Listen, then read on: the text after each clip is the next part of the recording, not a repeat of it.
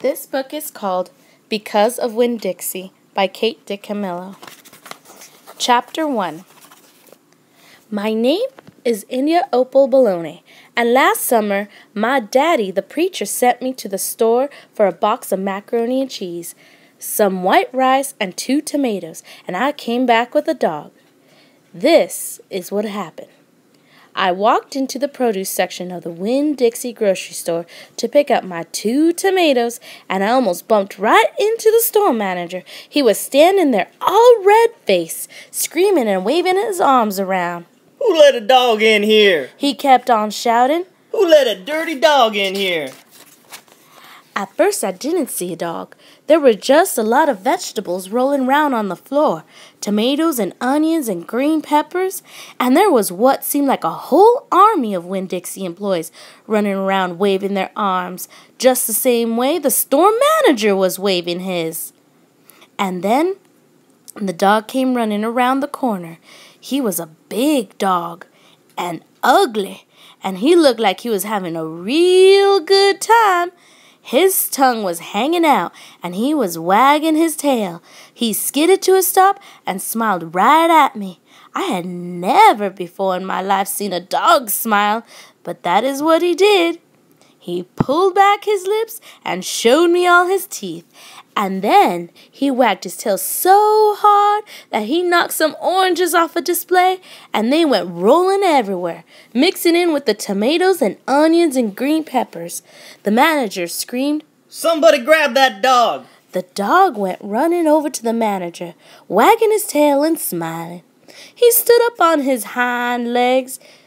You could tell that all he wanted to do was get face to face with the manager and thank him for the good time he was having in the produce department. But somehow he ended up knocking the manager over. And the manager must have been having a bad day, because lying there on the floor right in front of everybody, he started to cry. The dog leaned over him, real concerned, and licked his face. "Please," said the manager. "Somebody call the pound." "Wait a minute!" I hollered. "That's my dog! Don't call the pound!" All the Winn-Dixie employees turned around and looked at me, and I knew I had done something big. And maybe stupid, too. But I couldn't help it. I couldn't let that dog go to the pound. "Here, boy," I said. The dog stopped licking the manager's face and put his ears up in the air and looked at me like he was trying to remember where he knew me from. "Here, boy," I said again, and then I figured that the dog was probably just like everybody else in the world, that he would want to get called by a name, only I didn't know what his name was, so I just said the first thing that came into my head. I said, "Here, Winn-Dixie," and that dog came trotting over to me, just like he had been doing it his whole life. The manager sat up and gave me a hard stare, like maybe I was making fun of him. "It's his name," I said. "Honest." The manager said, "Don't you know not to bring a dog into a grocery store?" "Yes, sir," I told him. "He got in by mistake. I'm sorry, it won't happen again." "Come on, Winn-Dixie," I said to the dog. I started walking, and he followed along behind me as I went out of the produce department and down the cereal aisle and past all the cashiers and out the door.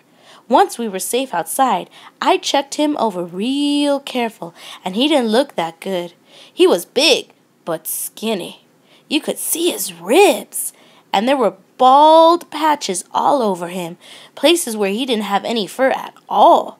Mostly he looked like a big piece of old brown carpet that he had been left out in the rain. "You're a mess," I told him. "I bet you don't belong to anybody." He smiled at me. He did that thing again, where he pulled back his lips and showed me his teeth. He smiled so big that it made him sneeze. It was like he was saying, "I know I'm a mess. Isn't it funny?" It's hard not to immediately fall in love with a dog who has a good sense of humor. "Come on," I told him. "Let's see what the preacher has to say about you." And the 2 of us, me and Winn-Dixie, started walking home.